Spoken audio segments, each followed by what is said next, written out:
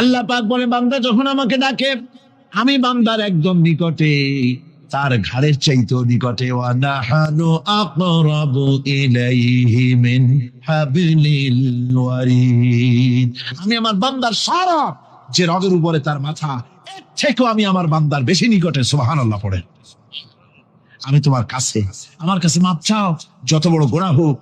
ওয়া ক্বালা রাব্বুকুম উদউনি আস্তাজিব লাকুম। তোমার প্রভু তোমাকে ডেকে বলেছে আমাকে ডাকো, আমি মাফ করে দেবো। সুবহানাল্লাহ। কত বড় কথা, আমাকে ডাকো, নিরাশ হয়েও না, হতাশ হয়েও না। আল্লাহর গজব বেশি না রহমত বেশি? আল্লাহর রহমত বেশি।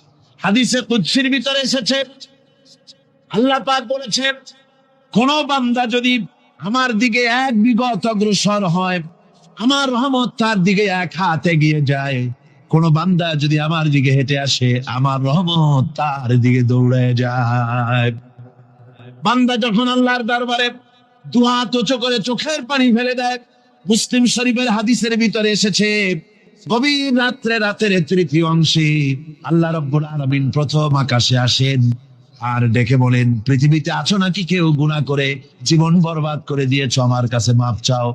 ঋণগ্রস্ত আছো, অসুস্থ আছো, অপমানিত আছো, কে আছো মাজলুম, আমাকে ডাকো, আমার কাছে বলো, আমি ডাকে সাড়া দেব, জীবনের আশা পূরণ করে দেব। ওই সময় যেই সমস্ত লোকেরা কাঁদে তাহাজ্জুদের নামাজ পড়ে, আল্লাহ জিজ্ঞেস করেন ফেরেশতারা, অমুক অমুক দেশ অমুক অমুক বান্দারা কাঁদে কেন? ফেরেশতারা বলে রব্বুল আলামিন তুমি তো ভালো করে জানো। আল্লাহ বলেন জানি, তবুও তোমাদের মুখে শুনতে চাই। তারা বলে রব্বুল আলামিন তোমার এই বান্দা গুনাহ করেছি, গুনার জন্য মাপ চায়, জাহান্নাম থেকে বাঁচতে চায়। আল্লাহ পাক বলেন ফেরেশতারা আমার এই বান্দারা আমারে দেখেছে নাকি? বলে দেখে নাই। বলে আমার দোজখ দেখেছে নাকি? বলে না, তাও দেখে নাই। আমার বেহেশত দেখেছে নাকি? বলে না, তাও দেখে নাই। আল্লাহ পাক বলেন ফেরেশতারা সাক্ষী থাকো, ওরা আমাকে দেখে নাই, আমার বেহেশত দোজখ কিছুই দেখে নাই, শুধুমাত্র আমার নবীর কথা, আমার কোরআনের কথা বিশ্বাস করে আরামের ঘুমকে হারাম করে যেভাবে তারা কাঁদতেছে, সাক্ষী থেকে যাও ফেরেশতারা, আমার রহমতের দরিয়ায় জোশ মেরেছে, আমার ওই ক্রন্দনরত বান্দাগুলিকে আমি আল্লাহ মাফ করে দিলাম। সুতরাং মুমিন বান্দা যারা, আল্লাহর মুমিন বান্দা যারা, এই ইমানের কোয়ালিটি এটাও হতাশায় নিরাশায় ভেঙে পড়বে না। গুনাহ তো মানুষই করে, গুনাহ হয়ে গেছে, মাপ চাও। তোমার গুনাহ কদ্দুর? তোমার গুনাহ যদি হয় পাহাড় সমান, আল্লাহর রহমত আকাশ সমান। জাহান্নামের কঠিন শাস্তি থেকে বাঁচতে হলে আল্লাহর প্রতি ঈমান আনতে হবে। আর ঈমান আনলে যে কোয়ালিটি গুলি হয় হওয়া উচিত, সেগুলি আমি আপনাদের সামনে আলোচনা করছি। এরপর আরেকটি কোয়ালিটি হবে মুমিনের, তা হলো কঠোর কঠিন বিপদে অবিচল থাকবে, বিপদে ভেঙে পড়বে না। বিপদ আপদ, শত্রুতা, ক্ষয় ক্ষতি যা কিছু হয় সবই আল্লাহর পক্ষ থেকে, এটা মেনে নিতে হবে এবং ধৈর্য ধারণ করতে হবে। বিপদ মুসিবত শুধু উম্মতের জন্য নয়, দুনিয়ার সমস্ত নবীদের বিপদ এসেছে, হয় নাই? নবীদের বিপদ আসে নাই? কোরআনে কারীম থেকে শুনুন, আল্লাহ রাব্বুল আলামিন বলেন, وَكَذَلِكَ جَعَلْنَا لِكُلِّ نَبِيٍّ عَدُوًّا مِنَ الْمُجْرِمِينَ। আল্লাহ পাক বলেন এমনি করে আমি সকল নবীদের শত্রু বানিয়ে দিয়েছি সব পাপিষ্ঠ আর অপরাধ প্রবণ লোকদেরকে। প্রত্যেক যুগে নবীদের শত্রু ছিল, প্রত্যেক যুগে নবীদের কি ছিল? শত্রু ছিল। সে শত্রু কারা ছিল? আল্লাহ পাক বলছেন নবীদের শত্রু ছিল পাপিষ্ঠ আর অপরাধ প্রবণ লোক, এরাই ছিল নবীদের দুশমন। রাসূলগণের অবস্থা যদি এই হয়, তাহলে তার উম্মত, ওই দিনের ধারক বাহক যারা, তাদের বুঝি বিপদ আপদ হবে না নাকি? হবে কিনা? তো ইসলামের বিরোধিতা যারা করে, কোরআনের পরিভাষায় বলা হয়েছে ইসলামের দুশমন, নবীদের দুশমন। দুনিয়ার সব পাপিষ্ঠ আর অপরাধ প্রবণ লোকেরাই ইসলামের দুশমন হয়, নবীদের দুশমন হয়। আজও দেখেন, আজও তাকিয়ে দেখেন, ইসলামী আন্দোলনের বিরোধিতা যারা করে তারা পাপিষ্ঠ চরিত্রের কিনা, তাকায় দেখেন, খুঁজে দেখেন, সর্বত্র খুঁজে দেখুন, খুঁজে দেখুন। যারা ইসলামী আন্দোলনের বিরোধিতা করে, যারা ইসলামকে মিটিয়ে দেওয়ার চেষ্টা করতেছে, যারা ইসলামকে মৌলবাদ বলে, ইসলামকে সাম্প্রদায়িক বলে, কোরআনে কারীমের কথা কত স্পষ্ট যে নবীদের দুশমন হয়, ইসলামের দুশমন হয় মুজরিম লোকেরা, অপরাধ প্রবণ আর পাপিষ্ঠ লোকেরা। আজও আমরা দেখতে পাই এই শ্রেণীর লোকেরা পাপিষ্ঠ এবং সবচাইতে সমাজের নিকৃষ্ট ধরনের চরিত্রহীন লোক। নামাজ নাই। আপনি খুঁজে দেখেন ইসলামী আন্দোলনের বিরোধিতা যারা করছে, যারা নেতৃত্ব দিচ্ছে, নামাজ নাই, রোজা নাই, চরিত্র নাই, হজ নাই, যাকাত নাই, মদ, জুয়া, জেনা, ব্যভিচার ইত্যাদিতে লিপ্ত। চেহারা দেখলে ছেলেপেলেরা 2 গ্লাস পানি খায় ভর ছোটে। কথা ঠিক কিনা কয়? এই হলো অবস্থা। মারে কেন? মুমিনদেরকে, পয়গম্বরদেরকে, তাবিদেরকে এবং ঈমানদারদেরকে মারে কেন? তার কারণ হচ্ছে আল্লাহ রাব্বুল আলামিন বলেছেন, ওয়া মা নাকামু মিনহুম ইল্লা আন ইউমিনু বিল্লাহিল আজিজিল হামিদ। কাফিররা ঈমানদার লোকদেরকে অন্য কোন অপরাধী নির্যাতন চালায় না, নির্যাতন চালায় শুধু এই কারণে যেহেতু মুমিন লোকেরা পরাক্রমশালী, আল্লাহ রাব্বুল আলামিনের দিনকে কায়েম করতে চায়, তার উপরে ঈমান এনেছে, এই কারণেই তারা মারে। ঠিক কিনা কর? যুগে যুগে নবীদের উপরে, সাহাবীদের উপরে যে অত্যাচার হয়েছে, সে অত্যাচার এই কারণেই হয়েছে, অন্য কোনো কারণে নয়। এই কঠিন বিপদে অবিচলতা এবং ধৈর্যের দৃষ্টান্ত নবীগণ পেশ করেছেন পৃথিবীর বুকে। আমরা দেখেছি ইব্রাহিম আলাইহিস সালামকে আগুনে ফালানো হয়েছে, আছে না কোরআন শরীফে? আমি কিন্তু গল্প করতেছি না, সব কোরআনের কথা। কিসের কথা? ইব্রাহিম আলাইহিস সালামকে আগুনে ফালানো হচ্ছে। অপরাধ কি? অপরাধ হচ্ছে হযরত ইব্রাহিম আলাইহিস সালাম দাওয়াত দিয়েছেন, লা ইলাহা ইল্লাল্লাহ। জোরে পড়েন, লা ইলাহা ইল্লাল্লাহ, লা ইলাহা, লা ইলাহা ইল্লাল্লাহ মুহাম্মাদুর রাসূলুল্লাহ। হযরত ইব্রাহিম আলাইহিস সালাম দ্বীনের দাওয়াত দিয়েছেন, এক আল্লাহর দাওয়াত দিয়েছেন, ঈমানের দাওয়াত দিয়েছেন। আর কোন অপরাধ ছিল না। নমরুদ সহ্য করতে পারল না। কোরআনে কারীমের মধ্যে সব কথাগুলি আল্লাহ পাক এই জন্য বিধৃত করেছেন, এই জন্য কোরআনে কারীমের মধ্যে সব কথা উঠায় দিয়েছেন, যাতে করে মুমিনেরা বিপদ আসলে পরে যেন ঘাবড়ে না যায়। ইব্রাহিম আলাইহিস সালামকে আগুনে ফালানো হচ্ছে। ফেরেশতা বলছে, ইব্রাহিম তোমারে আগুনে ফালায় দাও হতেছে, আমার কাছে সাহায্য চাও, আমার কাছে ক্ষমতা আছে, আগুনগুলো উঠাইয়া নমরুদের বংশ জ্বালায় দেব। হযরত ইব্রাহিম ফেরেশতার কাছে সাহায্য চাইছিলেন নাকি? তিনি বললেন, ফেরেশতা তোমার কাছে সাহায্য কেন চাইব? আমি তো এমন কোন অন্ধ আল্লাহর ইবাদত করি না যেই অন্ধ স্রষ্টা তার গোলামের দুঃখ দুর্দশা না দেখেন। আমি তোমার কাছে সাহায্য চাইব না। হযরত ইব্রাহিম আলাইহিস সালাম পাশ করলেন। কি বলেন, পাশ করছেন না? ঈমানের পরীক্ষায় পাশ। আগুনের মধ্যে হযরত ইব্রাহিমকে যখন ফেলানো হচ্ছে, রব্বুল আলামিন আগুনের প্রতি নোটিশ করে দিলেন, ইয়া নারু কুনি বারদাও ওয়া সালামান আলা ইব্রাহিম। আগুন আমার ইব্রাহিমের জন্য শান্তিদায়ক, ঠান্ডা হয়ে যা। এখন কি আর আগুনের বাপের ক্ষমতা আছে ইব্রাহিমকে পোড়ানো? আর ক্ষমতা নাই। আমার বন্ধুগণ, ইব্রাহিম আগুনের ভিতরে আরামে বসা আছেন, আর ওদিকে নমরুদ বসে বসে দেখতেছে দূর থেকে। ইব্রাহিম তো জ্বলে না, গায়ের মধ্যে আগুন জ্বলে গেল। ডাক দিয়া কয়, আগুন তোর হলো কি? কেন জ্বালাইতে পারিস না আমার দুশমন রে? হলোটা কি তোর? তোর কি জ্বালানো শক্তি বন্ধ হয়ে গেল নাকি? আগুনের ভিতর থেকে জবাব এলো, নমরুদ রে, আমার ভিতরে জ্বালানো শক্তি আছে কি নাই যদি প্রমাণ করতে চাও, টেস্ট করতে চাও, তুই নিজে আয়, তোরে শুদ্ধ তামাম দুনিয়া জ্বালাই দিতে পারি, ইব্রাহিমের এক গাছা পশমও জ্বালাই দিতে পারি না। তার কারণ হচ্ছে আমি হচ্ছি মাখলুক, আল্লাহ হচ্ছেন খালিক। আল্লাহ আমাকে বলেছেন না জ্বালাতে, তুমি 1000 বার বললেও আমি ইব্রাহিমকে জ্বালাইতে পারবো না। কোরআনে কারীমে ঘটনা বলে মুমিনদেরকে সাহস দেওয়া হচ্ছে, মুমিনেরা দ্বীনের কাজ করতে গিয়ে বিপদ আপদ আসবে, ইমানের দাবি হলো বিপদ আসবে, আর বিপদ আসলে ঘাবড়ায় যেও না, মুসিবতে পড়ে চিন্তায় পেরেশানে হয়রান হয়ে যেও না। বিশ্বকবি আল্লামা ইকবাল কি সুন্দর করে বলেছেন, আজ ভি হো জু বিরাহিম কা হিমা पैदा आग कर सकती है एक अंदाज़े गुलिस्तां पैदा। ইব্রাহিমের ইমান যদি আদিও কোথাও হয় বিদ্যমান, করতে পারেন অগ্নিকুণ্ডে খুবসুরত এক গুলিস্তান। আজও যদি আগুনের ভিতরে কোন নমরুদ কোন ইব্রাহিমকে যদি ফেলে দেয়, আল্লাহ রাব্বুল আলামিন আজও আগুনকে ফুলের বাগান বানায়া দিবেন। সুবহানাল্লাহ। ভয় পাওয়ার কারণ নাই, চিন্তা করার কোনো কারণ নাই।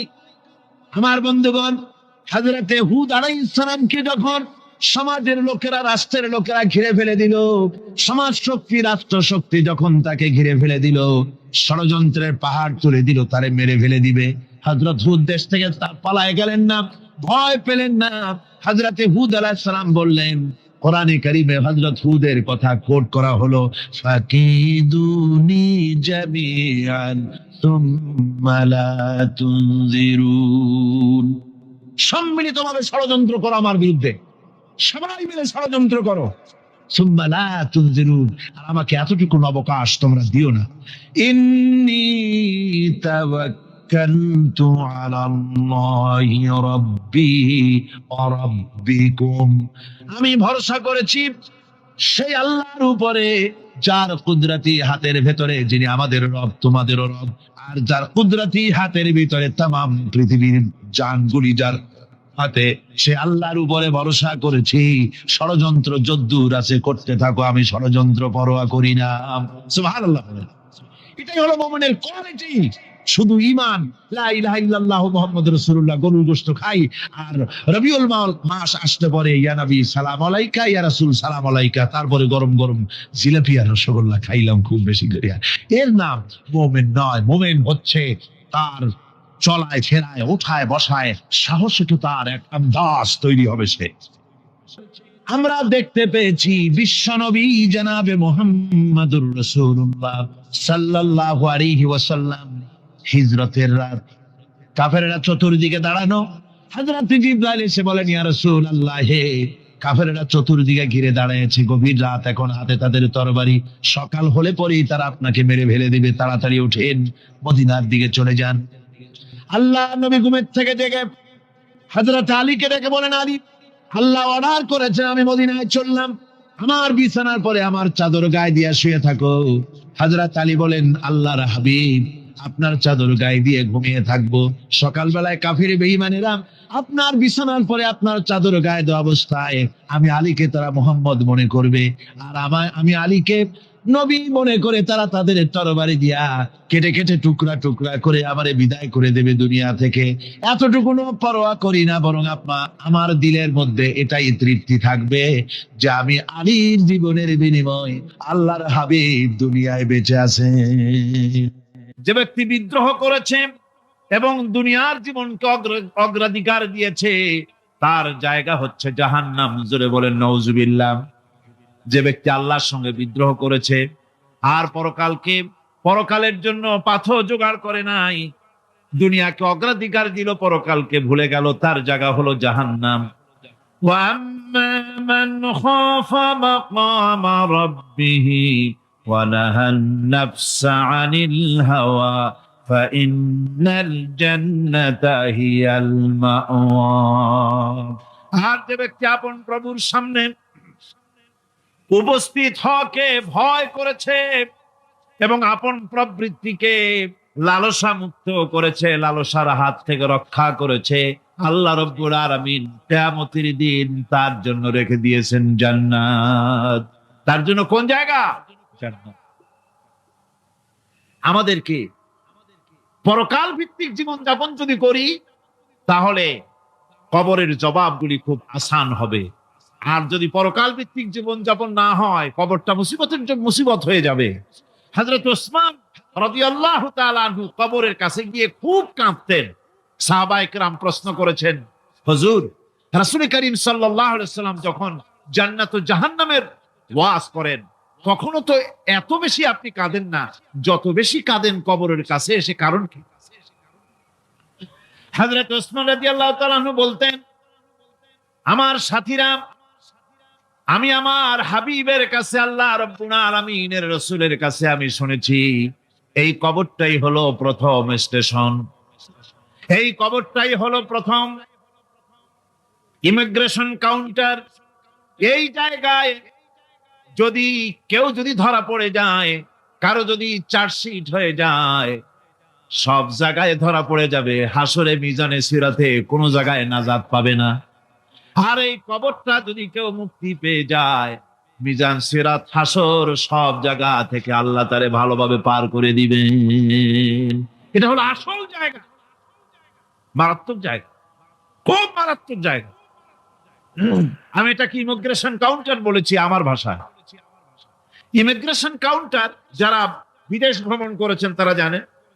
লন্ডন যাবেন, আমেরিকা যাবেন, সৌদি আরব যাবেন, যে কোনো বিদেশে যাবেন, গেলেই পাসপোর্ট তারা দেখবে। পাসপোর্টে আপনার ন্যাশনালিটি কোনটা সেটাই তারা জানতে চাইবে। আপনি কোন দল করেন এটা তারা জানতে চাইবে না। আপনি কোন ভাষায় কথা বলেন তাও তাদের জানার দরকার নাই। প্রথমেই তারা আপনার ন্যাশনালিটি দেখবে, আপনার আইডেন্টিটি কি তারা জানতে চাইবে। তারপরে যদি স্যাটিসফ্যাক্টরি হয়, আপনাকে ভিসা দিয়ে ভেতরে ঢোকবার ব্যবস্থা করে দেবে। আর যদি তারা স্যাটিসফাইড না হয়, তাহলে আপনাকে মেহমানখানায় ঢুকানো হবে গ্রেফতার করে। কবর হচ্ছে এ ধরনের একটি ইমিগ্রেশন কাউন্টার। কবরের ভিতরে মানুষ যখনই রাখা হবে, সঙ্গে সঙ্গে দুজন ফেরেশতা আসবে। কবরের কাছে যারা এসেছিল, দাফন হয়ে যাওয়ার পর এই লোকগুলি 40 কদম যেতে যতক্ষণ লাগে, এর মধ্যেই দুজন ফেরেশতা এসে যাবে। এসে জিজ্ঞেস করবে, মান রব্বুকা, তুমি কোন দল করতে? ওটা তাদের জানার দরকার নেই। চাকরি কিসে করতেন ওটা জানার দরকার নেই। ব্যবসা করতেন না চাকরি করতেন প্রয়োজন নেই। প্রথমেই জিজ্ঞাসা করা হবে ন্যাশনালিটি, প্রথমেই জিজ্ঞাসা করা হবে তার ন্যাশনালিটি সম্পর্কে, তার আইডেন্টিটিটা কি, এবং সেটাকে সত্যায়িত করার জন্য, বোঝার জন্য 3টি প্রশ্ন। প্রথম প্রশ্ন, মান রব্বুকা ওয়া মা দীনুকা ওয়া মান নাবিয়্যুকা, তোমার রব কে, তোমার দিন কি, তোমার নবী কে। যদি এই ব্যক্তি বেঈমান হয়, মুনাফিক হয়, সে বলবে হায় হাতা লা আদরি, হায় হাতা লা আদরি, জানি না আমার রবকে, আমি জানি না।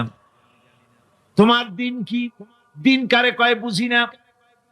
এরপরে আল্লাহর নবী জনাবে মুহাম্মদ রাসূলুল্লাহ সাল্লাল্লাহু আলাইহি ওয়াসাল্লাম কে দেখানো হবে, বলা হবে মা কুনতা তাকুলু ফি হাদার রাজুল, এই ব্যক্তি সম্পর্কে তোমার ধারণা কি নিকে? বলবে আমি চিনি না। নাউযুবিল্লাহ। বাস, এরপরে তার যা হবার তাই শুরু হয়ে যাবে। আর যদি বান্দাটা মুমিন হয়, প্রশ্ন করা হবে মান রব্বুকা, জবাব দেবে রব্বি আল্লাহ, আমার রব আল্লাহ রাব্বুল আলামিন। ওয়া মা দীনুকা, দীনুনা ইসলাম, আমার দিন হচ্ছে ইসলাম। এরপরে আল্লাহর নবীকে দেখানো হবে। কয়েক রকমের বর্ণনা আছে। কোন বর্ণনায় আছে হুজুরের আকারে দেখানো হবে, অথবা রাসূলকে সরাসরি দেখানো হবে। বলা হবে মা কুনতা তাকুলু ফি হাদার রাজুল, এই লোকটি সম্পর্কে ধারণা কি? মুমিন ব্যক্তি বলবে হাদা নবিয়ুনা মুহাম্মাদুর রাসূলুল্লাহ সাল্লাল্লাহু আলাইহি ওয়াসাল্লাম, ইনি আমার তো সেই নবী মুহাম্মাদুর রাসূলুল্লাহ সাল্লাল্লাহু আলাইহি ওয়াসাল্লাম। আমরা যেন এই রকমের জবাব দিতে পারি, আল্লাহ কবুল করো। সকলে জোরে কোন আমিন। জবাব হয়ে যাওয়ার পর গায়ব থেকে আওয়াজ আসবে, ফাফরিশু বিল জান্নাতি ওয়ালবিসু বিল জান্নাহ, আমার ফেরেশতারা আমার এই বান্দাকে জান্নাতের পোশাক পরাইয়া দাও, আর কবরটাকে জান্নাতের বিছানা বিছাইয়া দাও। জান্নাতের পোশাক পরাইয়া দাও, জান্নাতের বিছানা বিছাইয়া দাও। ইলা মাত্তা বাসারিহি, তার চোখের দৃষ্টি যত দূর যায় কবরটা ততটা প্রশস্ত করে দাও। এরপর বেহেশতের পোশাক পরাইয়া বেহেশতের বিছানা বিছায়া ফেরেশতা বলবে নৌম কানাউমুল উরুস, ঘুমিয়ে যাও। দুলামিয়া যেমন বাসর সজ্জায় নতুন বউ নিয়ে আরামে ঘুমায়, এরকম আরামে ঘুমায় যাও ইলা ইয়াউমিল কিয়ামা, কিয়ামত পর্যন্ত ঘুমায় থাকো। এরপরে সিংগায় ফুৎকার হবে, সিংগার ফুৎকারের আওয়াজে তার ঘুম ভেঙে যাবে, বলবে ইয়া ওয়াইলানা মান বা'থানা মিন মারকাদিনা, হায় আফসোস, আমার এত আরামের ঘুম থেকে কে আমাকে জাগ্রত করলো, আমার ঘুমটারে নষ্ট করলো কে?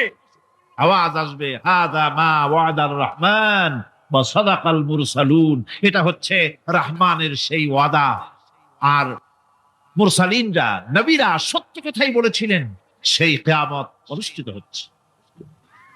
আমার বন্ধুগণ,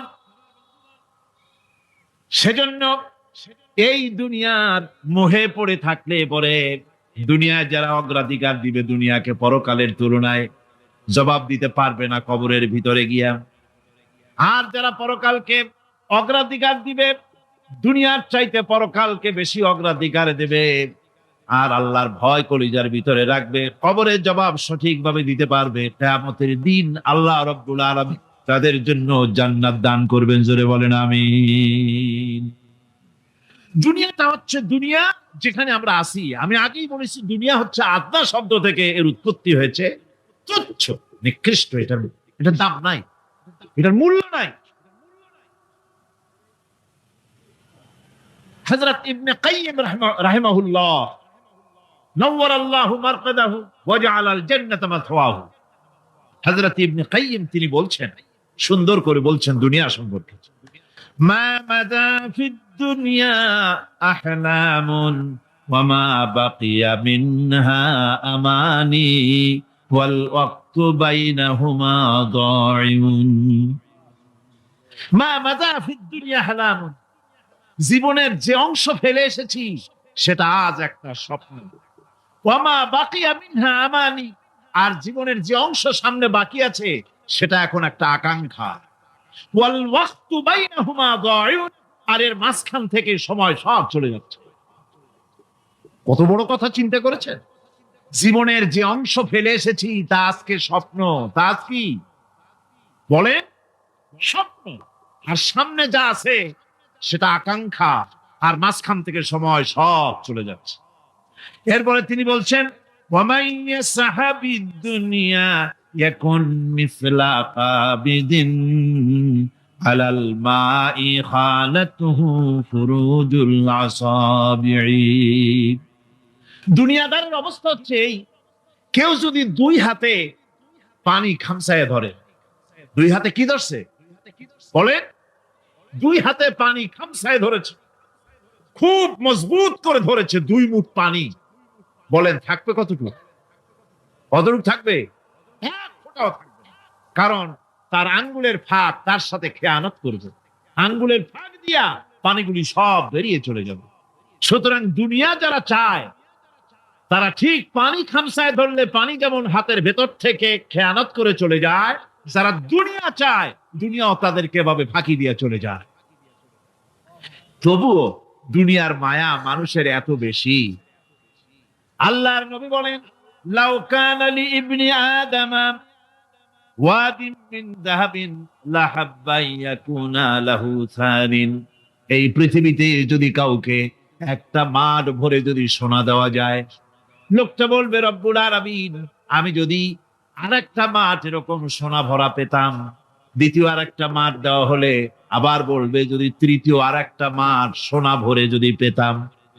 নবীজি বলেন ওয়ালা ইয়ামলাউ জাওফু ইবনু আদামা ইল্লা তুরাব, মানুষের পেট 3.5 হাত মাটি ছাড়া, কবরের মাটি ছাড়া মানুষের পেট ভরবে না। আরো চাই, আরো চাই, চাওয়ার কোনো শেষ নাই। মানুষ এভাবে করে দুনিয়ার মহব্বতে এমনি পাগল হয়ে যায়, শুধু দুনিয়ার মহব্বত, পরকালকে বেমালুম ভুলে যায়। আমি কিন্তু এই কথা বুঝাতে চাই নাই যে পরকালের মহব্বতে, পরকালের ভয়তে বা পরকালের জন্য দুনিয়া আপনি বাজার ঘাট বেচা কিনা ব্যবসা বাণিজ্য সবকিছু ভুলে যান না, তা নয়। ভুল বোঝার কোনো কারণ নাই। পরকালকে অগ্রাধিকার দিতে হবে, মানে দুনিয়াটা চিরস্থায়ী জায়গা নয়, চিরস্থায়ী হচ্ছে কোনটা? আখিরাত। চিন্তা এখন কোনটা? সুতরাং এখানে যা করতে হবে, আখেরাতে জবাবদিহিমূলক জীবনযাপন করতে হবে। আপনি ব্যবসা করবেন, ওজনে কম দিতে পারবেন না, আপনি খাদ্যে ভেজাল দিতে পারবেন না, চুরি করতে পারবেন না, ডাকাতি করতে পারবেন না, জেনা করতে পারবেন না, বদমাশি করতে পারবেন না, মদ খেতে পারবেন না, সন্ত্রাসী হতে পারবেন না, হাইজাকার হতে পারবেন না, চাঁদাবাজ হতে পারবেন না, মুনাফাখোর হতে পারবেন না, আপনি চোরা কারবারি হতে পারবেন না, ঘুষখোর হতে পারবেন না, সুদখোর হতে পারবেন না। এই সব কাজ পরকালকে বিশ্বাস করলেই এ সমস্ত কাজ থেকে মানুষ বিরত থাকতে পারে। কথা ঠিক কিনা?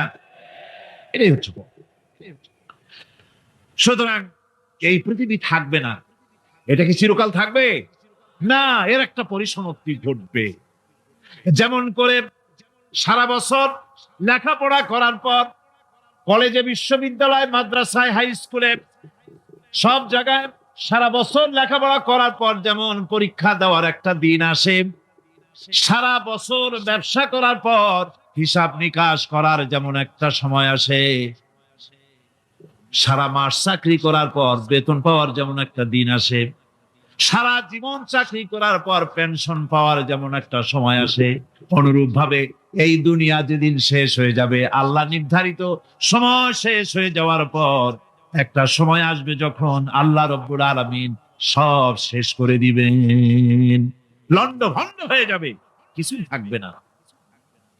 কোরআনে কারিমে আল্লাহ সব বলেছেন, কোরআনে সব আল্লাহ বলে দিয়েছেন। আল্লাহ পাক বলেন এই পৃথিবীর সব কেমন ভাবে ধ্বংস হবে তার চিত্র আল্লাহ পাক কোরআনে কারিমে তুলে ধরেছেন। ইদাস সামাউ ফাতারাত ওয়া ইদাল কাওয়াকিবু তাসারাত ওয়া ইদাল বিহারু ফুজ্জিরাত ওয়া ইদাল কুবুরু বু'সিরাত। যখন আকাশসমূহ দীর্ঘ বিদীর্ণ হয়ে যাবে, তারকাগুলি বিক্ষিপ্ত হয়ে ছিটকে পড়বে, আর সমুদ্রগুলি উচ্ছ্বসিত হয়ে পড়বে, কবরগুলি সব তার ভেতরে যা আছে উদ্গীরণ করে দেবে, তারকাগুলি স্থিমিত হয়ে যাবে। এরপরে সমস্ত আকাশগুলি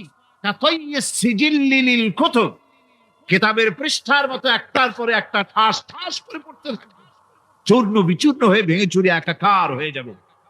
পাহাড়গুলিকে উড়িয়ে দেওয়া হবে, চন্দ্র এবং সূর্য একাকার হয়ে।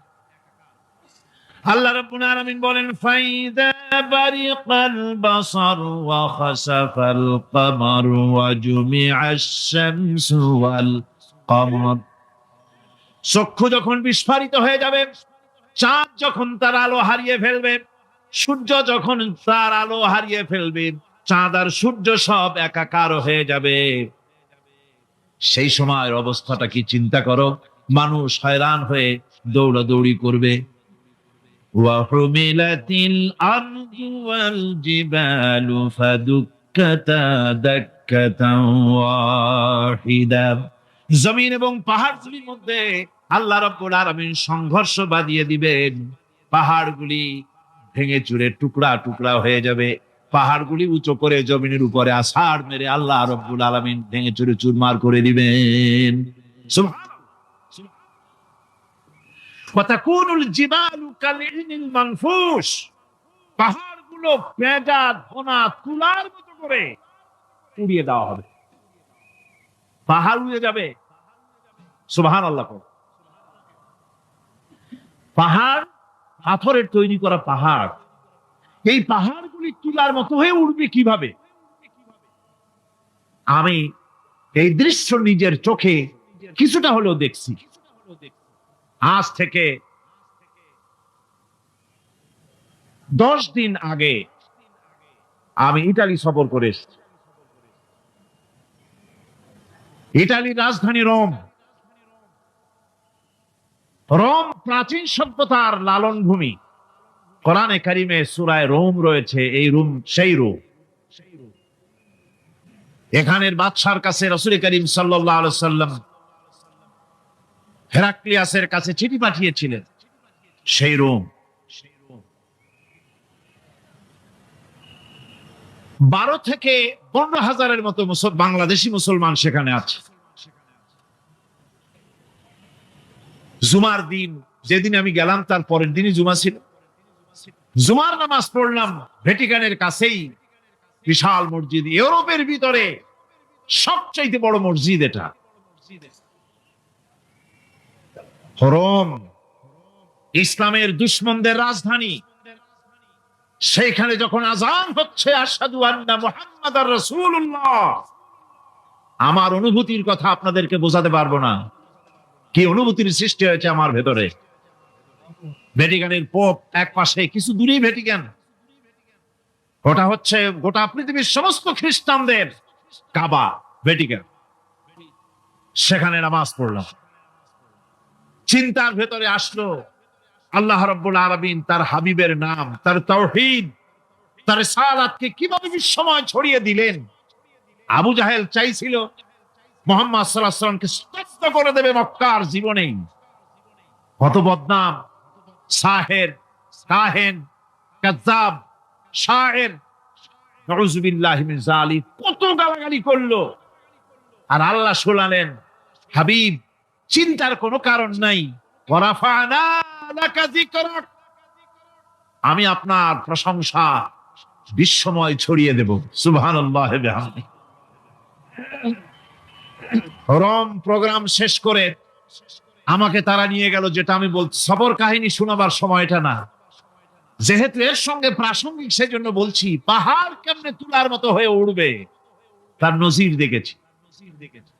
রোম শহর থেকে 300 মাইল দূরে, 300 কিলোমিটার দূরে নেপোলিয়ান বোনাপার্ট তার বাড়ি, এবং ওটা তার নামে একটা প্রভিন্স।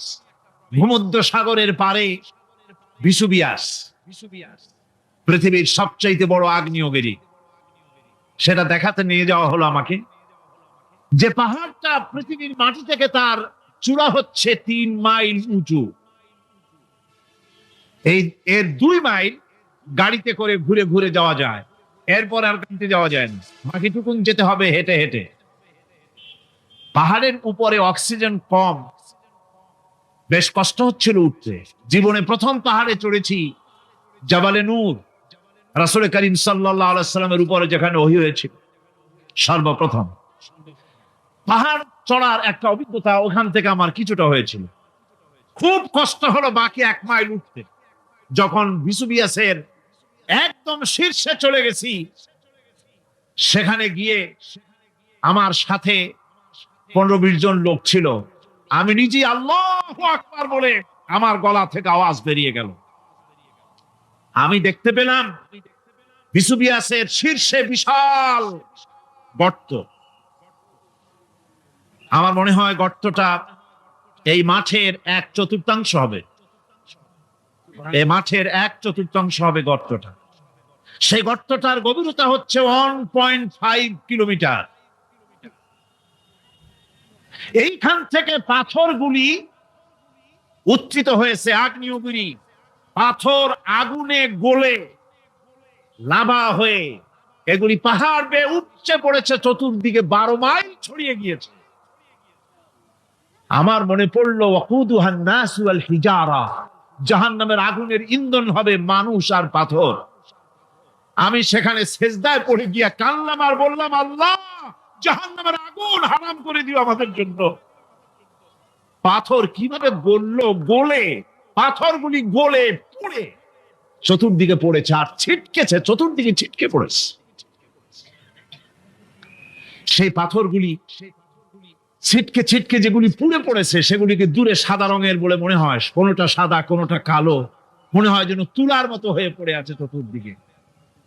1944 সনে তৃতীয়বারের মতো ভিসুভিয়াস যে অগ্নিগিরি, যে অগ্নি উৎপাত করে, তাতে আশেপাশের 12 মাইল এলাকা এফেক্টেড হয়ে যায়। পাথরগুলি গলে এভাবে বিধ্বস্ত করে দিয়েছে। এখান থেকে এখানে জোহরের নামাজ, আসরের নামাজ আমরা পড়লাম, আল্লাহর কাছে খুব দোয়া করলাম। এখনো ধোঁয়া উঠতেছে, এখনো পাহাড়ের ফাটল দিয়ে ধোঁয়া উঠছে। একজন হাত দিয়ে আমাকে বলল যে খুব গরম লাগে ধোঁয়াগুলি। ওখানকার লোকেরা বলল যে ভেতরে এখনো আগুন আছে, তবে সুপ্ত, যে কোনো মুহূর্তে আবার তা জাগ্রত হতে পারে। আমরা সেখান থেকে নেমে এলাম। একটু কিছু দূর গিয়েই সেখানে হলো পম্পেই শহর। এই পম্পেই শহরটা হচ্ছে ঈসা আলাইহিস সালামের জন্মের 2000 বছর আগে এই শহর তৈরি হয়। ঈসা আলাইহিস সালামের জন্মের 179 বছর পর ভূমিকম্প হয়। সেই ভূমিকম্পে গোটা পম্পেই শহরটা পৃথিবীর মানুষের চোখের আড়াল হয়ে যায়, ধ্বংস হয়ে যায়, মাটির তলায় ভরাট হয়ে যায়। আজ থেকে 200 বছর আগে মাটি খনন করতে গিয়ে এই শহর আবিষ্কৃত হয়। পুরা শহরটা খুঁড়ে তারা বের করেছে। 180 হেক্টর জমিনের উপরে এই বিশাল শহর। ঘুরে ঘুরে দেখলাম, গাড়ি চলে না সেখানে, পায়ে হেঁটে দেখতে হলো। প্রশস্ত রাস্তা। আজ থেকে 4000 বছর আগের মানুষেরা রাস্তা বানাতে জানতো পাথর দিয়ে, এবং রাস্তার দুধারে তাদের ছিল ফুটপাথ, পানির ব্যবস্থা, নগরায়নের সব রকমের সুযোগ সুবিধা। তারপরে সেখানে বিচারালয়, এরপরে দোকানপাট, বাজার ঘাট, সবকিছুর ব্যবস্থা রয়েছে। বিশাল বিশাল পাথর জমি দিয়ে পিলার তৈরি করা। ভাবলাম এই পিলারগুলি, এই পাথরগুলি তারা কিভাবে ক্রেন ছাড়া এত উপরে উঠালো কি করে, আমার মাথায় আসলো না। পাথর কেটে কেটে সুন্দর সুন্দর অঙ্কন শিল্প তারা করেছে। এরপরে ঘুরতে ঘুরতে বাদশার রাজার বাড়িতে গিয়ে ঢুকলাম। সেখানে গিয়ে দেখলাম উলঙ্গ এত মূর্তি পাথরের তৈরি করা। পাথর কেটে কেটে দেওয়ালে যৌন যৌন মিলনের এমন কোন অশ্লীল ছবি নাই যা তারা সেখানে তৈরি করে নাই। উলঙ্গ মূর্তি আর উলঙ্গ যৌন মিলনের অসংখ্য ছবি দিয়ে এই এলাকা ভরা। তখন আমি বুঝলাম আল্লাহর গজব হওয়ার কারণটা কি, এই শহরটা মাটির নিচে ভরা হয়ে যাওয়ার কারণটা কি। আল্লাহ পাক জেনা ব্যভিচার যে দেশে বেশি হয় আল্লাহ পাক বরদাস্ত করে।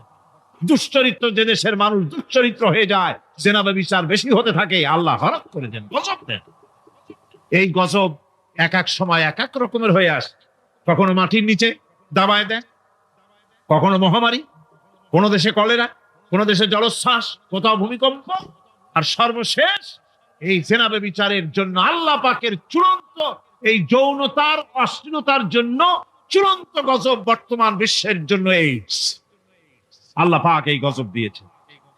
বন্ধুগণ, আমি সেই জায়গা, আমি সেখানে যা দেখলাম যে আল্লাহ পাক পাহাড়গুলিকে কিভাবে উড়াবেন, এটা অস্বীকার করার কোনো উপায় নাই। বিশ্বাস তো করতামই। তবে হযরত ইব্রাহিম আলাইহিস সালাম যেমন বলেছিলেন, রব্বি আরিনি কাইফা তুহিল মাউতা, আয় আল্লাহ তুমি মরাকে চিন্তা করবা কেমনে। আল্লাহ পাক বলেন, আওয়ালাম তুমিন, তুমি বিশ্বাস করো না? ইব্রাহিম আলাইহিস সালাম বললেন, বালা, অবশ্যই বিশ্বাস করি, ওয়ালাকিন লিয়াতমাইন্না কলবি, যদি চোখে দেখতাম তাহলে আমার অন্তরাত্মা খুব ঠান্ডা হতো। আল্লাহ রাব্বুল আলামিন চোখে দেখায় দিলেন জিন্দা কেমনে মুর্দা হবে, মুর্দা কেমনে জিন্দা হবে, আল্লাহ দেখায় দিলেন। পাহাড় উড়ায় দিবেন আল্লাহ রাব্বুল আলামিন।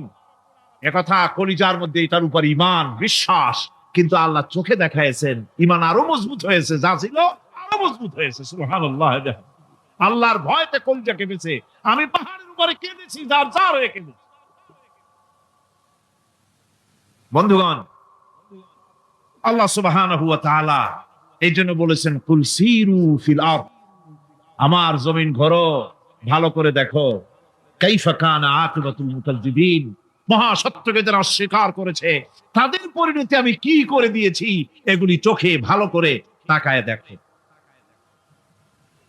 আমার বন্ধুগণ, সুতরাং এই পৃথিবীর অবসান হবে, এই পৃথিবী ধ্বংস হবে, এই পৃথিবী চূড়ান্ত ভাবে শেষ হয়ে যাবে। ও হ্যাঁ, আরেকটি কথা বলতে হয়, সেটা হচ্ছে যে এই রোম থেকে আরেকটু দূরে 900 মাইল দূরে হচ্ছে সিসিলি। 900 মাইল দূরে, সেখানে এই সিসিলি মুসলমানেরা শাসন করেছিল 350 বছর। সেই সিসিলিতে রয়েছে 360টা মসজিদ মুসলমানদের করা। সমস্ত মসজিদগুলি আজ তালা বন্ধ, একটা মসজিদও খোলা নাই। সেখানকার মুসলমানেরা ওয়াজ শুনতে এসেছিল রোমে। আমি তাদের জন্য পরামর্শ দিয়েছি যে গভর্নমেন্টের কাছে তোমরা দাবি জানাও যে অন্তত একটা মসজিদের দরজা আমাদের জন্য খুলে দাও। রোমের অবস্থানরত প্রবাসী বাংলাদেশি মুসলমানেরা আমাকে বলেছে, তাদের অনেকের বাড়ি চট্টগ্রামেও আছে, আমাকে বলেছে তাদের চোখে পানি আসছে বলার সময় যে চিরঙের তাফসীর মাহফিল যখন আসে কলজেটা কাঁদতে থাকে যাওয়ার জন্য। তো যাওয়া তো সম্ভব না এত দূর থেকে।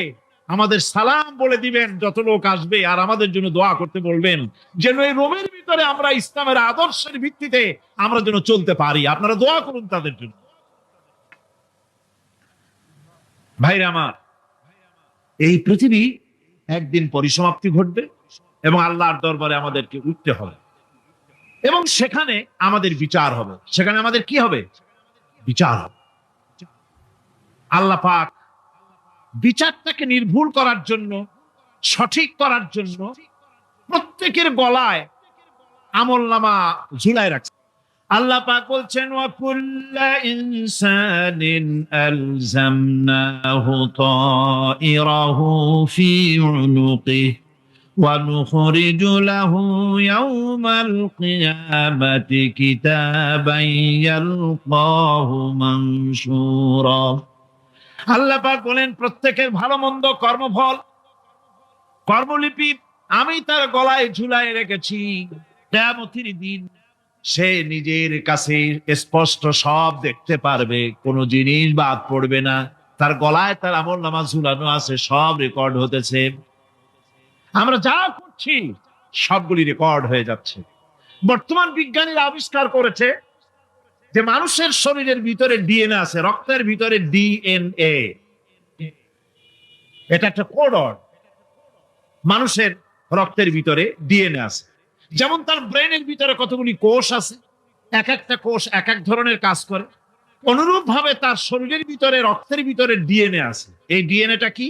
এই ডিএনএটা হচ্ছে, এই ডিএনএ একটা কম্পিউটারের মতো কাজ করতেছে। লোকটা কি করবে, কোথায় যাবে, সে ভালো হবে মন্দ হবে কি হবে, সব তার ডিএনএ এর মধ্যে রেকর্ডকৃত আছে।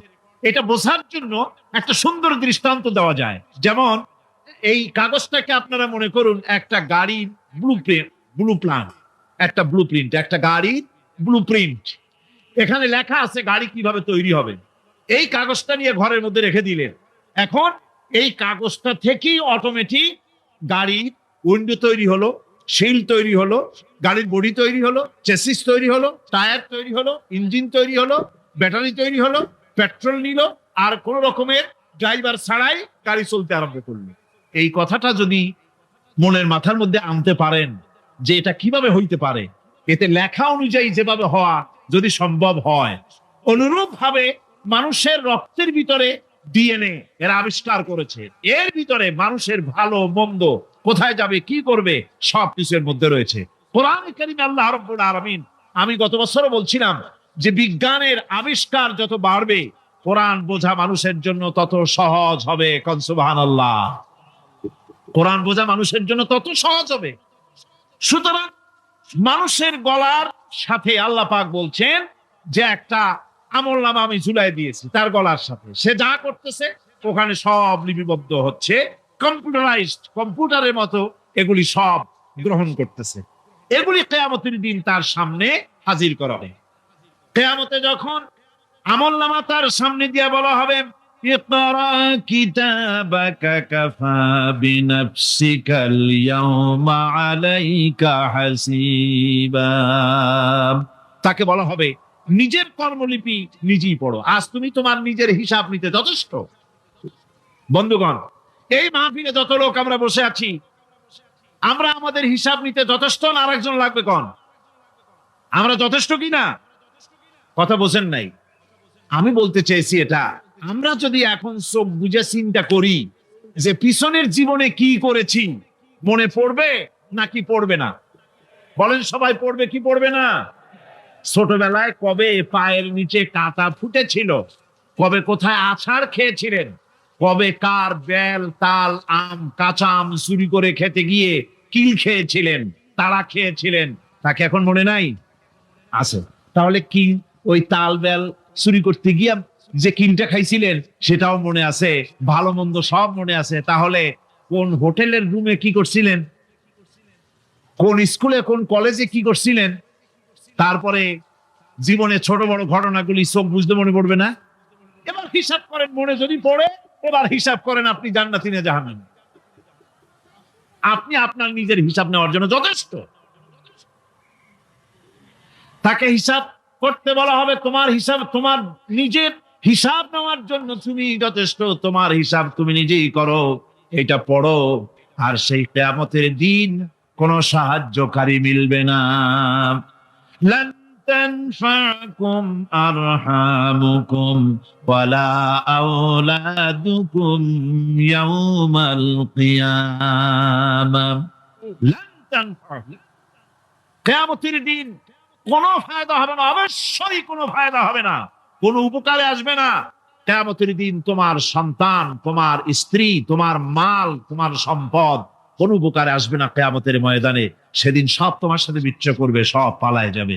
সেখানে উৎকোষেরও কোনো কারবার নাই যে ঘুষ টুস দিয়া, ফেরেশতাদের কোন রকম বুঝবাজ দিয়া, আলাদা কোনো চোরাগলি পথ দিয়া একেবারে ফুট করে ভেসতে চলে যাবেন, এমন কোনো সুযোগ নাই। অনেকে বলে হুজুর এমন কিছু দোয়া শিখায় দেন যাতে ওই সব জেহাদ বোমা এগুলি খুব ভয় পাই, ওসব রাস্তা টাস্তা না, খুব সহজে কিছু দোয়া দুরূদ করিয়া আস্তে করে জান্নাতে চলে যাওয়া যায়, এরকম একটা দোয়া, এরকম একটা পথ বলে দেন।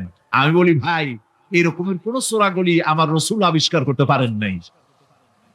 আল্লাহর পয়গম্বরের ওই ধরনের কোন পথ আবিষ্কার করতে পারেন নাই। সেখানে কিয়ামতের দিন কাউকে উৎকোষ গ্রহণ করার কেউ নাই, উৎকোষ দেওয়া যাবে না। আর উৎকোষ দিবি নেবা কি, আপনার কাছে কিছু নাইও, থাকলেও নেওয়ার কেউ নাই। এই দুনিয়ায় ফাঁকিবাজি করে বহুত কিছু করা যায়, কিন্তু কিয়ামতের মাঠে এগুলি কিছুই চলবে না। اليوم لا ينفع مال ولا بنون। কিয়ামতের দিন ধন সন্তান সন্ততি আর সম্পদ কোনো কাজে লাগবে না। সেদিন শুধু আমল, আমল যদি ভালো হয় কাজে লাগবে, আমল খারাপ হবে সব শেষ হয়ে যাবে। আল্লাহ রাব্বুল আলামিন নবীজিকে ডেকে বলেছেন, নবী আপনি বলেন, কুল মা কুনতু বিদআম মিনার রাসূল, আপনি বলুন আমি কোন নতুন রাসূল নই, আমার আগে অনেক নবী রাসূল পৃথিবীতে এসেছেন, তারা বিদায় হয়ে গেছেন। আমি জানি না কিয়ামতের দিন আল্লাহ রাব্বুল আলামিন আমার সাথে কি ব্যবহার করবেন, আর আমি এও জানি না যে কিয়ামতের দিন আল্লাহ পাক তোমাদের সাথে কি ব্যবহার করবেন। এই আয়াত নাযিল হওয়ার পর আল্লাহর হাবিব তার মেয়েকে ডাকলেন, জামাইকে ডাকলেন, নাতিদেরকে ডাকলেন, আহলে বাইতদেরকে ডাকলেন, আর বললেন, ও আমার মেয়ে, কলিজার টুকরা ফাতেমা গো শোনো, কেবলমাত্র আয়াত নাযিল হয়ে গেল, আল্লাহ পাক আমাকে শুনাইছেন কিয়ামতের দিন আমি জানি না আমার সঙ্গে কি ব্যবহার করা হবে, আর এও জানি না যে তোমাদের সাথে কি ব্যবহার করা হবে।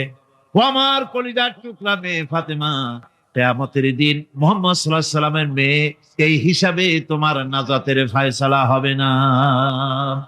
ও আমার কলিজার টুকরা নাতি হাসান আর হোসেন, কিয়ামতের দিন মুহাম্মদ সাল্লাল্লাহু আলাইহি সাল্লামের নাতি হিসাবে ফয়সালা হবে না। ও আমার জামাই হযরতে আলী, কিয়ামতের দিন আমার জামাই হিসাবে নাজাতের ফয়সালা হবে না।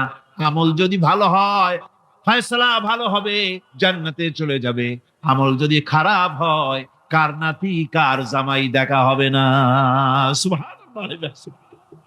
কঠিন কিয়ামতের মাঠ।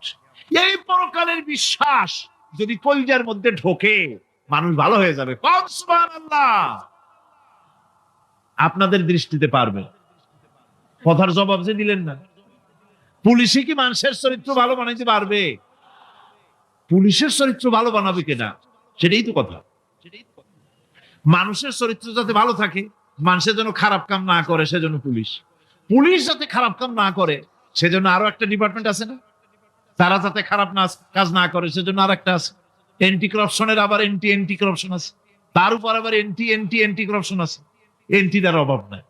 সুতরাং পুলিশ দিয়া, বিডিআর দিয়া, আর্মি দিয়া মানুষের, দেশের, জাতির চরিত্র ভালো বানানো যায় না। রাসূলুল্লাহ এ দিয়ে বানান না, এটা ইসলামের নিয়ম নয়। পুলিশ দিয়া, আর্মি দিয়া দেশের মানুষের চরিত্র ভালো বানানো যায় না। চরিত্র ভালো বানানো যায় কেবলমাত্র পরকালের ভয় দিয়া। কিসের ভয় দিয়া? ওই যে মক্কার জীবনে ওই সমস্ত মানুষগুলি যারা চুরি করত, ডাকাতি করত, জেনা করত, বদমাশি করত, যারা শয়তানি করত, যারা মানুষকে খুন করত, এই মানুষগুলি এত ভালো হয়ে গেল, যারা চুরি ছেড়ে দিল, ডাকাতি ছেড়ে দিল, জেনা ব্যভিচার ছেড়ে দিল, এত ভালো হয়ে গেল। পৃথিবীর মধ্যে সেরা মানুষ তারা হয়ে গেলেন। জোরে বলেন সুবহানাল্লাহ। নবীর সাহাবীরা পৃথিবীর শ্রেষ্ঠ সন্তান, নবীর সাহাবীরা পৃথিবীর সেরা মানুষ, তাদের চাইতে সেরা মানুষ নবীদের পরে আর কেউ হতে পারে না। জোরে কোন সুবহানাল্লাহ। নবীর পরে পৃথিবীতে শ্রেষ্ঠ মানুষ কারা?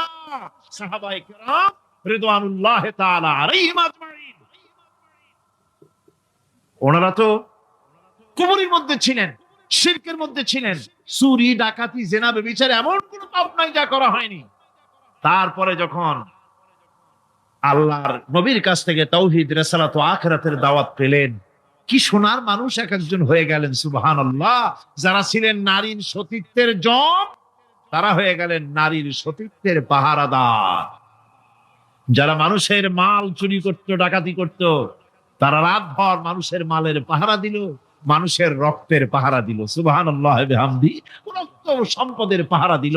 রাসূল বললেন, খাইরুল কুরুনে কারনি, সর্বশ্রেষ্ঠ যুগ তো আমার যুগ। বন্ধুগণ, এরপরে একটা জীবন আসবে, ওই কিয়ামতের ময়দানে। এই পরকালের বিশ্বাসটা গুরুত্বপূর্ণ ব্যাপার। আমাদের সবকিছুর হিসাব দেওয়া লাগবে। আল্লাহ পাক বলেন, ইন্নাস সামআ ওয়াল বাসারা ওয়াল ফুআদা কুল্লু উলাইকা আনহু মাসউলা। নিঃসন্দেহে মানুষের শ্রবণ শক্তি, দর্শন শক্তি এবং তার অন্তঃকরণের কল্পনা সম্পর্কে আল্লাহ রাব্বুল আলামিনের কাছে জিজ্ঞাসিত হতে হবে। কান দিয়া কি করেছিল, চোখ দিয়া কি করেছিল, মুখ দিয়া কি করেছিলে, হাত দিয়ে কি করেছিলে, সবকিছুর জবাব আল্লাহ রাব্বুল আলামিনের কাছে দিতে হবে। সবটার জবাব দিতে হবে। এমনকি মনের ভিতরে যে কল্পনা আমরা করি, এই কল্পনার হিসাবও আল্লাহর দরবারে দিতে হবে। কোরআনে কারীম বলছেন, ওয়া ইন তুবদু মা ফি আনফুসিকুম আও তুখফুহু ইউহাসিবকুম বিহিল্লাহ। মনের ভিতরে তুমি যেটা কল্পনা করো সেটা প্রকাশ করো, অথবা তুমি গোপন রাখো, যাই তুমি করো না কেন, আল্লাহ রাব্বুল আলামিন এর হিসাবও তোমার কাছে নেবেন। ফায়াগফিরু লিমান ইয়াশা ওয়া ইউআযযিবু মান ইয়াশা ওয়াল্লাহু আলা কুল্লি শাইইন কাদির। মহান আল্লাহ পাক বলেন, করার পর তোমার মনের ভিতরে কি কল্পনা করেছিলে ওইটার হিসাব আমি নেব। হিসাব নেওয়ার পর যারে খুশি ক্ষমা করে দেব, যাকে খুশি শাস্তি প্রদান করব। সবকিছুর উপরে আল্লাহ রাব্বুল আলামিন শক্তিমান, সব তিনি করতে পারেন, সমস্ত কুদরত রয়েছে তার। সুতরাং মানুষদেরকে, আল্লাহর বান্দাদেরকে বিশ্বাস করতে হবে যে আমার কোনো কথা বাদ যাবে না। কথাগুলি রেকর্ড হচ্ছে, কথা রেকর্ড হচ্ছে। আমি যে ওয়াজ করতেছি, এই কথাগুলি রেকর্ড হচ্ছে নাকি হচ্ছে না? অনেক টেপ রেকর্ডার রেকর্ড হচ্ছে, অডিও ভিডিও হচ্ছে। আজ থেকে 50 বছর পর যদি এই রেকর্ড বাজানো হয়, আমাকে যদি বলা হয় যে আপনি অমুক জায়গায় অমুক কথা বলেছেন, আমি যদি বলি না আমি কথা বলি নাই, তারপরে যদি রেকর্ড বাজানো হয়, তাহলে আমি কথা যে বলি নাই যদি বলি, তাহলে এটা ধরা পড়বে না? সেখানে ধরা পড়বে না?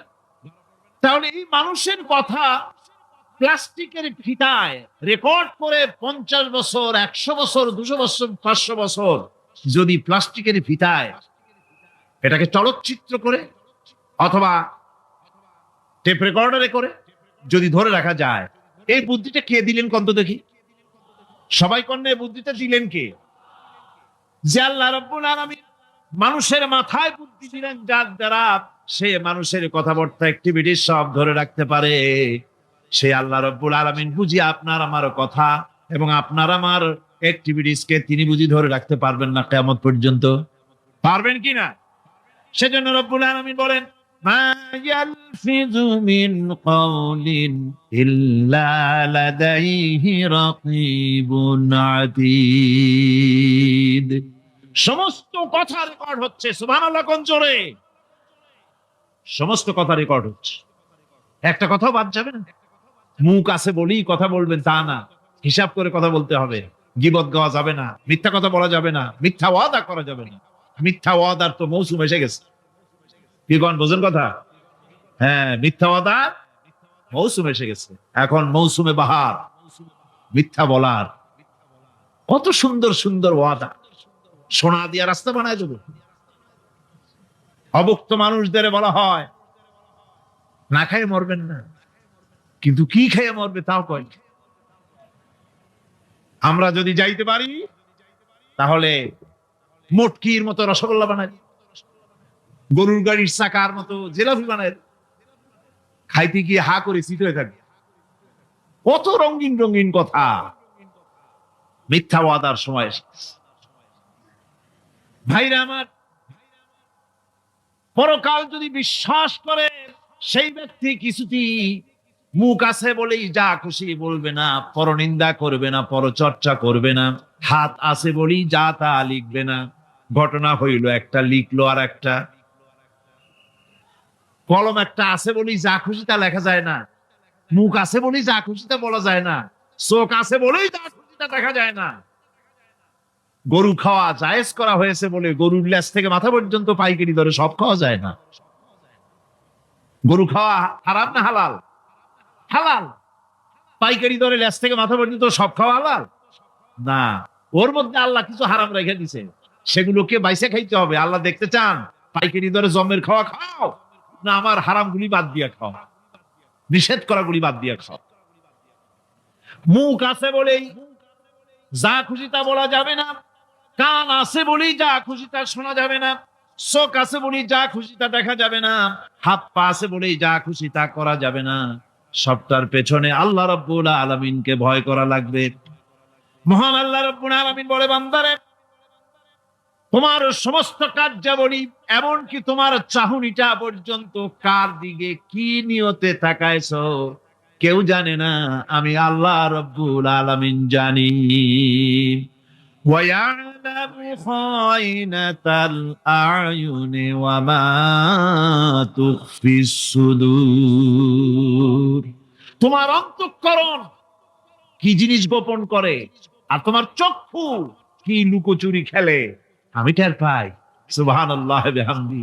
চশমার ফাঁক দিয়া কি দেখো, কারে দেখো, কি নজরে দেখো, সানগ্লাস পরিয়া কেউ ঠিক পায় না, আমি ঠিক পাই। সুবহানাল্লাহ, জোরে কোন সুবহানাল্লাহ। সুতরাং চোখের নজরের হিসাব হবে, হাতের কাজের হিসাব হবে, পায়ের চলার হিসাব হবে, আপনার বলার হিসাব হবে, মুখে যা বলেছেন, যা করেছেন, হাত পাও দিয়ে যা করেছেন, সবকিছুর হিসাব হবে কিয়ামতের দিন। আল্লাহর দরবারে সবকিছু উপস্থিত হবে, কোন জিনিস বাদ পড়বে না। فَمَن يَعْمَلْ مِثْقَالَ ذَرَّةٍ خَيْرًا يَرَهُ وَمَن يَعْمَلْ مِثْقَالَ ذَرَّةٍ شَرًّا يَرَهُ। ছোট্ট একটা ভালো কাজ যদি করো, তাও হাজির করা হবে সামান্যতম ভালো কাজও তোমার বাদ পড়বে না। আর ক্ষুদ্রতম কোন খারাপ কাজ করলে তাও উপস্থিত করা হবে, সব তোমার সামনে, কোন জিনিস বাদ পড়বে না, সব দেখতে পাবে কিয়ামতের দিন। ভালো কাজটাও আর খারাপ কাজটাও আল্লাহর কাছে সেদিন আল্লাহ পাক মানুষের সামনে উপস্থিত করে দিবেন। আল্লাহ পাক বলছেন, সেদিন এই জমিন তার ভিতরে যা লুক্কায়িত ছিল, জমিন সব বের করে দেবে। কাআন্নাহুম জারাদুম মুনতাশির। টিড্ডি, ফড়িংগুলি, পোকাগুলি মাটির থেকে যেমন বেরোয়, এ মাটির ভিতরে যা আছে কিয়ামতের দিন সব মাটি বের করে দেবে। ইযা যুলজিলাতিল আরদু জিলজালাহা ওয়া আখরাজাতিল আরদু আসকালাহা ওয়া ক্বালাল ইনসানু মা লাহা। এ জমিনকে ঝাঁকি মারা হবে প্রবল এক ঝাঁকুনি, প্রবল এক ঝাঁকুনিতে এই পৃথিবীর মধ্যে যা কিছু আছে সব বেরিয়ে যাবে। সুবহানাল্লাহ কইতে ইচ্ছা করে না মিয়ারা? এক ঝাঁকুনিতে পৃথিবী সব বের করে দেবে। মানুষ হয়রান হয়ে বলবে, কি হয়েছে, এ মাটির হলোটা কি? আমার বন্ধুগণ, মানুষ হয়রান হয়ে গিয়ে বলবে মাটির কি হলো?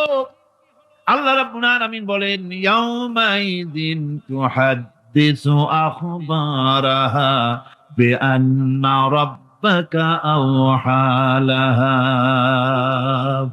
জমিনের উপরে যা ঘটেছে জমিন তা সব বের করে দেবে, সব প্রকাশ করে দেবে। আর এটা এই জন্য হবে যেহেতু তার রবের হুকুম হয়েছে, তার রব হুকুম করেছে বের করে দে।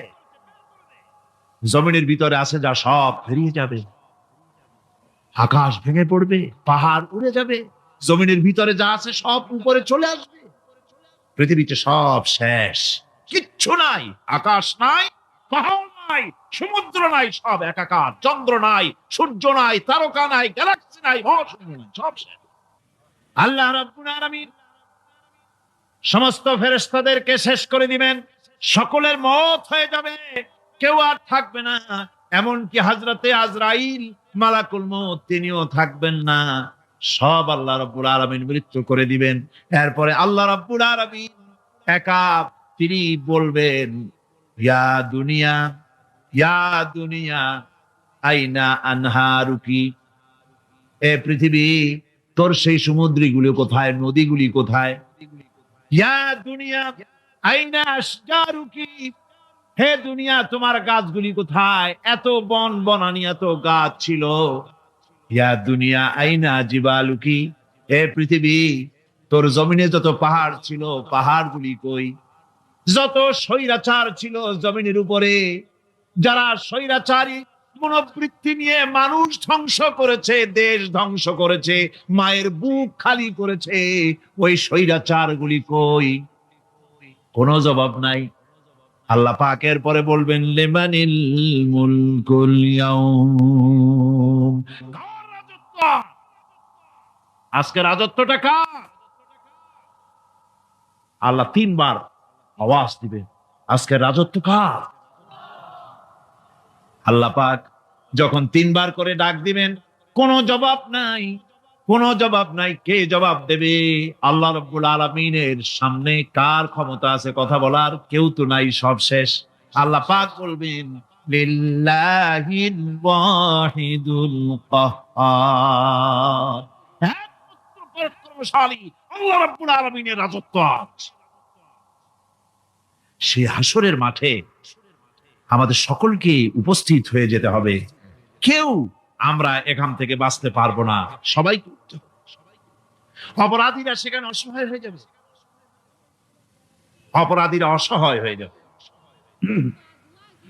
আল্লাহ পাক বলেন ফাইযা জাআতিস সাখাতু ইয়াওমা ইয়াফিরুল মারউ মিন আখিহি ওয়া উম্মিহি ওয়া আবিহি ওয়া সাহিবাতিহি ওয়া বানিহি, অবশেষে যখন কান ফাটানো আওয়াজ আসবে, এই আওয়াজ সেদিন মানুষ নিজের মা বাপ ভাই বোন সব থেকে বিচ্ছিন্ন হয়ে যাবে, সব একের থেকে আরেকজন পালায় যাবে, হারায় যাবে, কেউ কাউকে আর খুঁজে পাবে না।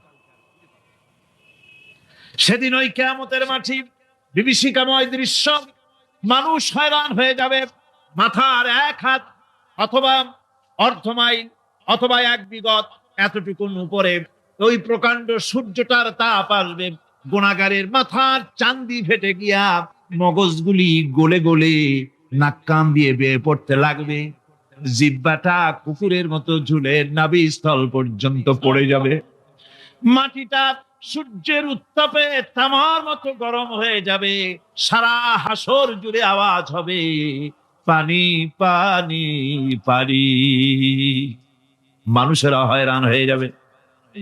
সে হাসরের ময়দানে এই চরম কষ্টের ভিতরে আল্লাহ রাব্বুল আলামিন বলেন সেদিন দুটো ভাগ হয়ে যাবে, একদল মানুষের চেহারা আলোয় ঝলমল হয়ে যাবে, আর একদল মানুষের চেহারাগুলি কালো হয়ে যাবে।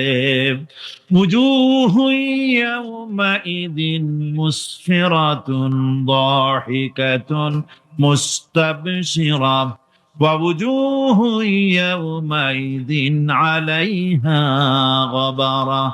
আল্লাহ পাক বলেন এক শ্রেণীর মানুষের চেহারা হাস্যোজ্জ্বল ঝলমলে হয়ে যাবে, আর এক শ্রেণীর মানুষের চেহারাগুলি কালো হয়ে যাবে। তারহাকুহা কাতারা উলাইকা হুমুল কাফারাতুল ফাজারা। হাস্যোজ্জ্বল, স্বচ্ছন্দপূর্ণ, সুন্দর, উজ্জ্বল ঝলমলে চেহারা হবে ঈমান আনার কারণে, পরকালকে বিশ্বাস করার কারণে, আল্লাহ এবং রসুলের কথা অনুযায়ী জীবন যাপনের কারণে চেহারাটা উজ্জ্বল হয়ে যাবে। আর আল্লাহর নাফরমানি, রসুলের নাফরমানি, পরকালকে অস্বীকার করার কারণে কাফের গুলির চেহারা, মুনাফিক গুলির চেহারা কালো হয়ে যাবে। তাদেরকে আলাদা করে দেওয়া হবে। আমতাজুল ইয়াওমা আইয়ুহাল মুজরিমুন, মুজরিমদেরকে আলাদা করে দেওয়া হবে, দুইটা ভাগ হয়ে যাবে। এই চরম অবস্থা সৃষ্টি হবে কিয়ামতের ময়দানে। সেদিন রাসূল করিম সাল্লাল্লাহু আলাইহি ওয়াসাল্লাম উম্মতের জন্য সুপারিশ করবেন। সেই সুপারিশ যেন আমাদের করতে পারেন, সেজন্য আমাদেরকে তৈরি করতে হবে, সে ধরনের যোগ্য আমাদেরকে বানাতে হবে। বন্ধুগণ, এই পরকালীন জীবন, এর সম্ভাবনা, এটা যে হবে এবং সেই পরকালে আমাদের সকলকে যে উঠতে হবে, কিয়ামতে আল্লাহর কাছে জীবনের সব কিছুর জবাবদিহি করতে হবে, এই ভীতি সৃষ্টি করতে চায় আল্লাহ পাক মানুষের ভেতরে। আল্লাহ পাকের চাইতে মানুষের কল্যাণকামী আর কেউ আছে? চিল্লায় কোন আল্লাহর চাইতে, বিশ্ববাসীর সৃষ্টি জগতের কল্যাণকামী আল্লাহর চাইতে, রাসূলের চাইতে বেশি কেউ কি আছে? সে আল্লাহ পাক সব বলে দিলেন, ওপেন সিক্রেট করে দিলেন, সব গোপন ফাঁস করে দিলেন। কেমনে বিচার হবে, কেমনে কিয়ামত অনুষ্ঠিত হবে, কেমনে কি হবে, সব খুলে খুলে আল্লাহ পাক বলে দিলেন আমাদেরকে ভালো হওয়ার জন্য। কোরআনে কারীম বলছে, লাইসাল বিররা আন তুওয়াল্লু ওয়ুজুহাকুম কিবালাল মাশরিকি ওয়াল মাগরিব। পূর্ব পশ্চিমে মাথা ঘুরানো, সার নত করা, মাথা ঘুরানো, মুখ ঘুরানো, এটাই কিন্তু সৎ কাজ এবং পুণ্যবান হওয়ার, সৎ কাজ করার, নেককার হওয়ার জন্য যথেষ্ট নয়, বরং ওয়ালাকিন্নাল বিররা মান আমানা বিল্লাহি ওয়াল ইয়াউমিল আখির।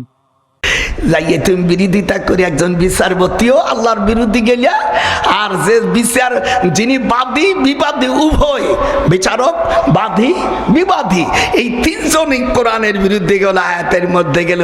যে বিচারক হতে অর্থ বোঝে না, জানে না, বা যে একটু মন্তরের মতন ভরিয়ে তোলেন তা নামাজ হলাম। তোমার খবর আছে, আল্লাহ তোমার সাথে খেলবে, সেই দিন তোমার সাথে খেলা হবে দোস্ত। আমি মিশরের থেকে, দেওবন্দের থেকে আসার পরে দেখলাম এই ইংরেজি পড়তে হবে। আমার আব্বাকে বললাম, বলো পড়ো। তখন আমি মোল্লাহাট থেকে ম্যাট্রিক পাস করি। আমার মামা বাড়ি উদয়পুর। এখানে যদি কেউ থাকে, উদয়পুর মাদ্রাসার কেবল পূর্ব পাশে আমার মামা বাড়ি। আর আমার আম্মা ওই যুগের একজন কোরআনের হাফেজা, সেই মহিলার পেটে আমি হয়েছি যেরকম। আল্লাহু আকবার। আমার মার 9 বছরের ছোট মাওলানা শামসুল হক ফরিদপুর রহমাতুল্লাহ আলাইহি। আমি কোন মাল? যে বিটির পেটে হয়েছে সে বিটিও কোরআন হাফেজা। আমিও 6 মাসে কোরআন শরীফ হেফজ করেছি, সেই মাল। আমার বিরুদ্ধে অবশ্য বলছে যে কোরআন বানাইছি কিছু জারদ সন্তানরা বলছে। আরে কোরআন কোনদিন বানান যায়? আল্লাহ বলছেন, ওয়ালাউ তাকাওয়ালা আলাইনা বাদাল আকাবিল। হে নবী, আপনি যদি কোরআন বানান তাহলে লা খাসনা মিনহু বিল ইয়ামিন, আপনার ডান হাত ধরে সুম্মা লাকাতানা মিনহুল ওয়াতিন, আমি আপনার প্রাণ সে কাটিয়ে দিতাম। এই আমাদের দেশে কিছু ক্ষুদ্র লোকেরা, অবুঝরা, এই কাটিয়ে একটু মানে ফেসবুকে দিয়া, ইউটিউবে দিয়া টাহা কাটা বাড়া। আমি লন্ডনে ছিলাম, তাহলে বুঝতি কেমন ঠেলা। আমি হাসিনাকে বলেছি, দেখ তো কে আমার বিরুদ্ধে বলছে। দেখ, বলছে কাকা আপনি ওয়েট করেন। ওরা কিছু জানে না, জানে যে কাকা তো বেকাদা জিনিস। আমি কোনো রাজনীতি করি না। খালেদার 49তম মেয়ে আমার ছেলে বিয়ে করছে। আবার হাসিনার যে স্বামী আমার শ্বশুরের ভাগ্নে, দুই নেত্রী আমার আত্মীয়, এই জন্য আমার কোনো রাজনীতির দরকার নেই, যে যাবে আমার চেয়ার ঠিকই থাকবে। হাত উঠান মারহাবা বলে। আবার আমি মুক্তিযোদ্ধা, মাল পানি তো রসগোল্লা তো আমি খাবই, দেশ স্বাধীন করছে আমি। বদমাইশির দল। আমি যে কথা বলতে গেলাম বুড়ো মানুষ ভুলিয়ে যাব। তাহলে আল্লাহ বললেন চোর চুরি করলে হাত কেটে দাও। দেখেন সৌদি আরবে, ফেসবুকে, ইউটিউবে দেখেছেন আপন চাস্তো ভাইকে মারার পরে কিসাস সে দেশে আছে, চাস্তো ভাইকে মারছে, সাথে সাথে কোরআনের বিচার, একে বলা হয় কিসাস। যেরকম কি হাত উঠা, হাত উঠা।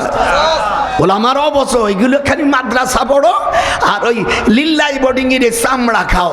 লিল্লাই বোর্ডিং কোরআন হাদিসে কোথাও নাই। জাকাতের কথা আল্লাহ কোরআনে 8 জায়গায় বলছে, সেই 8 জায়গার ওয়াজও তোমরা করো না, যেহেতু তাহলে তোমাদের টাকা কম পড়ে যাবে। চ্যালেঞ্জ, যদি কোন আলেম প্রমাণ করতে পারে যেটা কোরআনে নেই, আমার জিহ্বা আমি যশোরে কেটে রেখে যাব। আল্লাহ পাক কোরআন মাজিদে সূরা তাওবার ভিতরে 8 জায়গায় যাকাতকে ডিস্ট্রিবিউশন করতে বলেছেন। যেরকম কয় জায়গা, সে 8 জায়গায় খবর নাই, খালি যেটা হয় লিল্লাই বোর্ডিং। লিল্লাই বোর্ডিং কোরআন হাদিসে কোথাও নেই। চ্যালেঞ্জ।